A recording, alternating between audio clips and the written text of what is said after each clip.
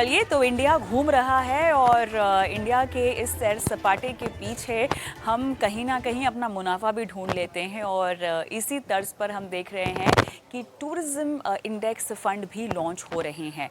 इस पूरे क्षेत्र में कमाई के कहाँ कहाँ मौके हैं शेयर के लिहाज से, वो तो आप चैनल पर सुबह से सुनते ही आए हैं। एक्सपर्ट की भी व्यूज़ आपको मिलते होंगे, जिस तरह से सरकार का भी तवज्जो है, राज्यों को भी जिस तरह से बोला गया है कि टूरिज्म को प्रमोट किया जाए, कहीं ना कहीं इस पूरे क्षेत्र में काफ़ी ऑप्टिमिस्टिक सकारात्मक तस्वीर बनती हुई दिखाई दे रही है। और बस वक्त है कि आपने ये जो मोमेंटम फ़िलहाल इसमें है वो कब पकड़ा है और आप कैसे इस मोमेंटम को पकड़ सकते हैं, कैसे इस बारे में समझ सकते हैं, हम आपको बताएंगे। फंड का फंडा में आज Kotak Nifty India tourism index fund की हम बात करेंगे और हमारे साथ इस पर बारीकी से बात करने के लिए जुड़े हुए हैं Devendra Singhal, fund manager Kotak Nifty India tourism index fund के। बहुत बहुत स्वागत है आपका हमारी इस बेहद खास पेशकश में। और देवेंद्र, सबसे पहले तो मैं चाहती हूँ कि टूरिज्म में जो इस सेक्टर में जो अपबीट माहौल है ना, ज़रा वो समझा देते हैं हम लोगों को कि ये अपबीट माहौल पैंडेमिक के बाद खासतौर से हमने देखा है। शुरुआत हुई है इसकी रिवेंज ट्रैवलिंग से, ठीक है, और उसके बाद हमने देखा कि ये मोमेंटम लगातार बढ़ता ही गया है। बहुत सारे कारण हैं इसके पीछे। सबसे मूल कारण तो ये है कि लोगों ने शायद ज़िंदगी को समझना अब अलग तरीके से शुरू कर दिया है। पैंडेमिक के पहले की ज़िंदगी और बाद की ज़िंदगी में बहुत फ़र्क है और इसीलिए लोग जो है हर हर हर इवेंट को, अपनी हर छुट्टी को खास बनाना चाहते हैं और इसीलिए एक्सपीरियंसेस बटोरना चाहते हैं और वहीं से कहीं ना कहीं इस पूरे सेक्टर को हम बूस्ट मिलता हुआ भी देख रहे हैं। बहरहाल फाइनेंशियल भाषा में तो आप हमको समझाएंगे, बताइए देवेंद्र। कविता, सबसे पहले धन्यवाद हमें आपके शो में बुलाने के लिए। आपने सही कहा कि जब से कोविड हुआ है, एक ट्रैवल और टूरिज्म को लेके जो लोगों में उत्साह है, वो बहुत ज़्यादा बढ़ गया है। आप मानेंगे कि जो लोग पहले साल में 1 या 2 छुट्टियाँ लेते थे, अब 3 से ज़्यादा बार हॉलिडे लेने वाले लोगों की तादाद जो है, 25% से ज़्यादा बढ़ चुकी है। जेन ज़ी या मिलेनियल जिनको हम कहते हैं, वो एक्सपीरियंस के ऊपर ज़्यादा फ़ोकस कर रहे हैं और उनका स्पेंड वहीं पे ज़्यादा बढ़ रहा है। और इसके साथ-साथ बिज़नेस ट्रैवल और मेडिकल टूरिज़्म, इन सबको मिला के इस क्षेत्र में जो एक बहुत अच्छा ग्रोथ आ रहा है और एक प्रॉस्पेक्ट दिख रहे हैं, आई थिंक ये एक बहुत अच्छा है अपॉर्च्युनिटी आने लंबे वाले समय के लिए। चलिए, एनएफओ खुला हुआ है आपका 2 से 6 सितंबर तक का समय है यहाँ पर इस फंड के एनएफओ में फ़ायदा उठाने के लिए। अब मुझे आपसे ये समझना है कि जो मौके फ़िलहाल इस इंडेक्स फंड के ज़रिए मिलते हुए दिखाई दे रहे हैं, वो क्या क्या मौके लोगों को मिलेंगे।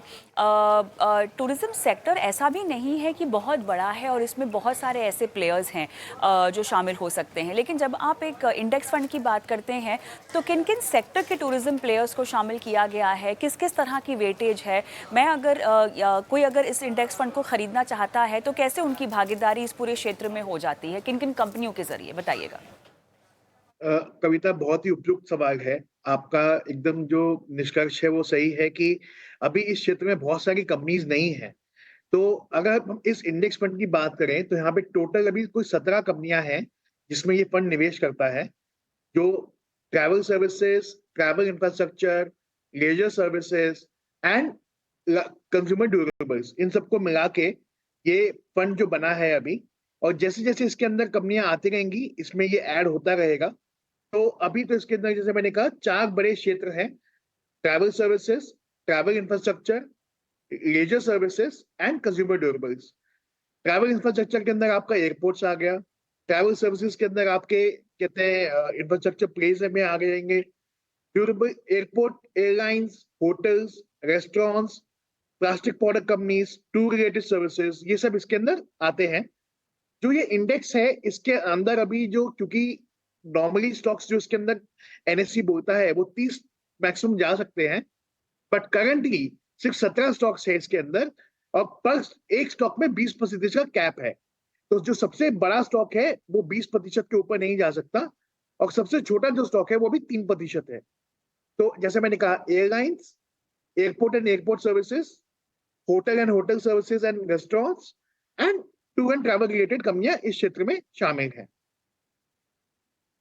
ये एक छोटा सा करेक्शन, 2 से 16 सितंबर तक जो है ये एनएफओ खुला हुआ है। एक करेक्शन यहाँ पर दर्शकों को हम देना चाहेंगे। और जैसा कि आपने बताया कि तमाम रिलेटेड कंपनियां और क्षेत्र जो हैं इस इंडेक्स फंड के ज़रिए आपको ख़रीदने को मिल सकते हैं, अगर आप इस बढ़ते हुए सेक्टर की सूरत हाल में जो हमें इजाफा दिखाई दे रहा है उसका फ़ायदा उठाना चाहते हैं। देवेंद्र, एक सवाल मेरा आपसे यहाँ पर ये है कि इंडेक्स फंड क्यों, एक्टिव फंड क्यों नहीं?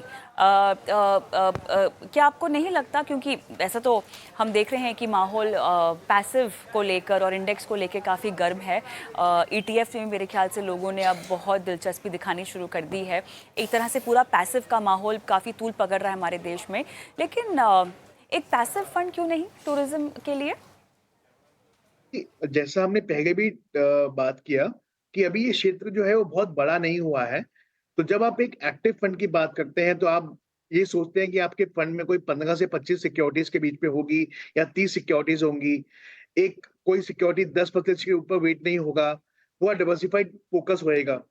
तो अभी इस क्षेत्र के कंपनीज में ऐसा कहना थोड़ा मुश्किल है। तो ये एक काफ़ी कंसोलिडेटेड फंड है। बट क्योंकि ये जो क्षेत्र है, अब इंडिया का जो पर कैपिटा है वो $2,500 के पार कर रहा है। जैसे-जैसे ये बढ़ता रहेगा, डिस्क्रिशनरी कंजम्पशन जो है, जो हम बोलते हैं कि आप जानबूझ के जिस चीज़ पे खर्च करना चाहते हैं, सोचते-समझते हुए, वो आप देखेंगे कि उसपे बढ़ोतरी होती है। और टूरिज़्म एंड ट्रैवल जैसा हमने कोविड के बाद भी देखा, वहाँ पे काफ़ी अच्छी लोगों का रुझान जा रहा है।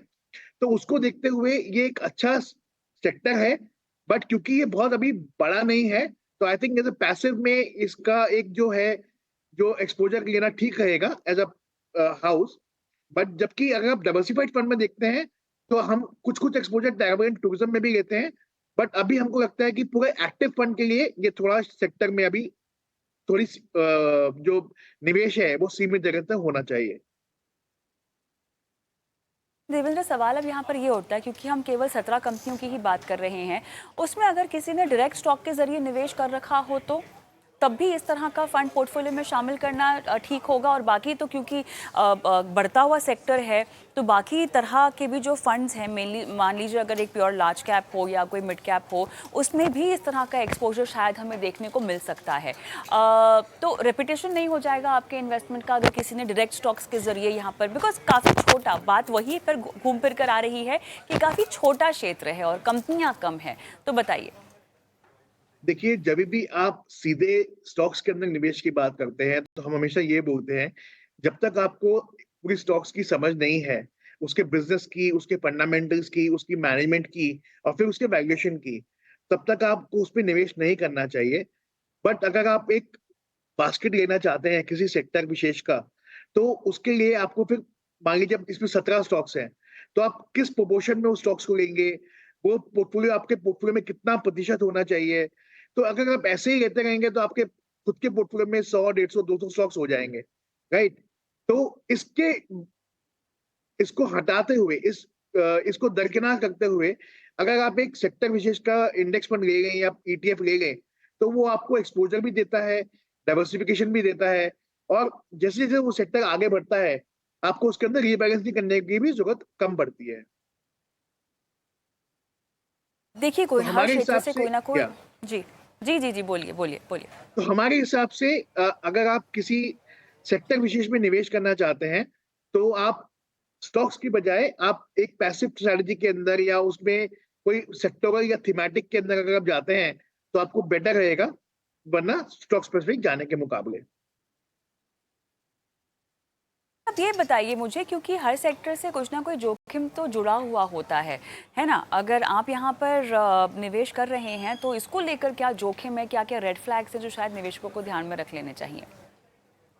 देखिए सबसे पहले तो ये जो सेक्टर है, ये डिस्क्रिशनरी स्पेंड के ऊपर है। जैसे-जैसे माहौल अच्छा होता है, इकॉनमी बढ़ती है, लोगों के अंदर खर्च करने का कॉन्फिडेंस आता है, तभी ये सेक्टर की प्रॉस्पेक्ट्स बढ़ती हैं। बट क्योंकि ये बहुत ही निवेश ज़्यादा इसकी जो कंपनियाँ हैं, ये इनको कैपिटल इंटेंसिव इंडस्ट्रीज़ भी कहा जा सकता है काफ़ी हद तक, क्योंकि आपको पहले इंफ्रास्ट्रक्चर क्रिएट करना पड़ता है, उसके बाद उसका फ़ायदा होता है। तो यहाँ पे रिटर्न थोड़े लंबे समय का अगर व्यू है, तब एक बेहतर अपॉर्च्युनिटी है निवेश करने के लिए। बट अगर आप छोटे समय के लिए आना चाह रहे हैं, तो शायद वो कंपनियों का प्रॉफिट उतना ना दिखे आपको, साइक्लिकलिटी भी रहती है, तो वो सब ध्यान में रखना चाहिए। उसके बाद ही इसमें देखना चाहिए। जहाँ तक और रिस्क की बात है, हमने जैसे कहा 17 कंपनियाँ हैं, तो सबसे बड़ी कंपनी जो है वो 20% का वेट है। न्यून आम तौर पर हम बोलते हैं कि किसी एक कंपनी के अंदर आप 10-12% के ऊपर का अपना पोर्टफोलियो मत रखिए। तो यहाँ पे थोड़ा-सा एक्सपोज़र ज़्यादा है, जो हमको उम्मीद है जैसे-जैसे टाइम आएगा, इसके अंदर और कंपनी आएँगी, तो उसका वेट भी उससे ठीक हो जाएगा। चलिए, अब इस तरह के सेक्टर को पोर्टफोलियो में कितनी जगह देनी चाहिए, ये भी ज़रा बता दीजिए, क्योंकि लोगों को आजकल बहुत दिलचस्पी है थीमेटिक और सेक्टर फंड्स में, और ये तो खैर चलती हुई बढ़ती हुई थीम भी है। अब ऐसे में कितना एक्सपोज़र अपने पोर्टफोलियो में देना चाहिए? देखिए, हम हमेशा बोलते हैं कविता कि आप अगर लंबे समय के लिए इन्वेस्ट करना चाहते हैं इक्विटी में, तो डाइवर्सिफाइड फंड ही सबसे बेहतर उपयोग वो रहते हैं। बट अगर आपको लगता है कि आपका किसी क्षेत्र निवेश के ऊपर एक व्यू अच्छा है, एक आपको उसमें ज़्यादा अपॉर्च्युनिटी दिखती है, तो आप वो उसको साइड डिश की तरह यूज़ कीजिए। एक जैसे आप थाली लेते हैं, तो उसमें अचार, चटनी, दही की तरह यूज़ कीजिए, रोटी-सब्जी की तरह नहीं। मेरे ख्याल से काफ़ी उम्दा बात आपने कही है। और अब यहाँ पर क्योंकि 16 तारीख तक एनएफओ खुला ही हुआ है, और काफ़ी अच्छे समय में एनएफओ आपने लॉन्च भी किया है। मेरे ख्याल से गणेश चतुर्थी का समय है, शुभ खरीदारी और शुभ निवेश का भी समय है, जिसका लोग शायद फ़ायदा भी उठाना चाहेंगे।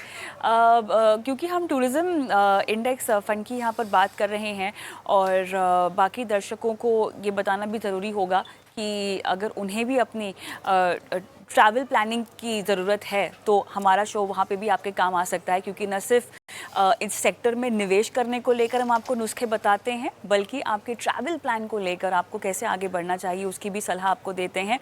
बहरहाल आखिरी सवाल, आपने अपने लिए कोई ट्रैवल प्लान बनाया है, क्योंकि अभी छुट्टियों का भी मौसम शुरू हो जाएगा देवेंद्र? कविता, जब साल में छुट्टियों का कैलेंडर आता है ना, तो बच्चों की छुट्टियों के हिसाब से हमारा कैलेंडर भी बन जाता है। तो डेफिनिटली एवरीथिंग इज़ प्लान्ड। बिल्कुल, बिल्कुल, बिल्कुल। चलिए, इसी के साथ इस चर्चा को हम फ़िलहाल यहीं समेटते हैं। बहुत-बहुत धन्यवाद आपका, समय निकाला आपने और दर्शकों को बारीकी से समझाया कि कैसे इस तरह के इंडेक्स फंड में आगे बढ़ना चाहिए। टूरिज़्म थीम उनके कितने काम की है। धन्यवाद देवेंद्र। Thank you. ऑलराइट, तो बनो अपना फाइनेंस मिनिस्टर में हमने फ़ंड का फंडा से आगाज़ किया, और Kotak Nifty India tourism index fund, जिसका एनएफओ खुला हुआ है, उस पर बारीकी से बात की है। और अगर आप भी ऐसे एक दर्शक हैं जो कि सेक्टर स्पेसिफिक इन्वेस्टमेंट करना चाहते हैं, या अपने पूरे इन्वेस्टमेंट पोर्टफोलियो पर हमसे सलाह चाहते हैं, आपको करना कुछ नहीं है, आपको बस अपना सवाल हम तक पहुँचा देना है। सवाल पहुँचाने का तरीका है एक व्हाट्सएप नंबर, जो हम आपकी स्क्रीन पर फ्लैश करेंगे, 9619873567। इस नंबर पर आपको अपने सवाल हम तक पहुंचा देने हैं। और साथ ही, क्योंकि अगर आप सोशल मीडिया पर हमें फॉलो करते हैं, तो यूट्यूब पर अपने सवाल जो है कमेंट बॉक्स में डाल दीजिए। हमारा आज का शो और पहले के भी सारे शोज़ यूट्यूब पर जाते हैं हमारे चैनल के, तो वहाँ भी आप सारे पुराने शोज़ देख सकते हैं और अपने सवाल कमेंट बॉक्स में छोड़ सकते हैं। लाइव फाइनेंशियल प्लानिंग हम इस शो में करते हैं आपकी।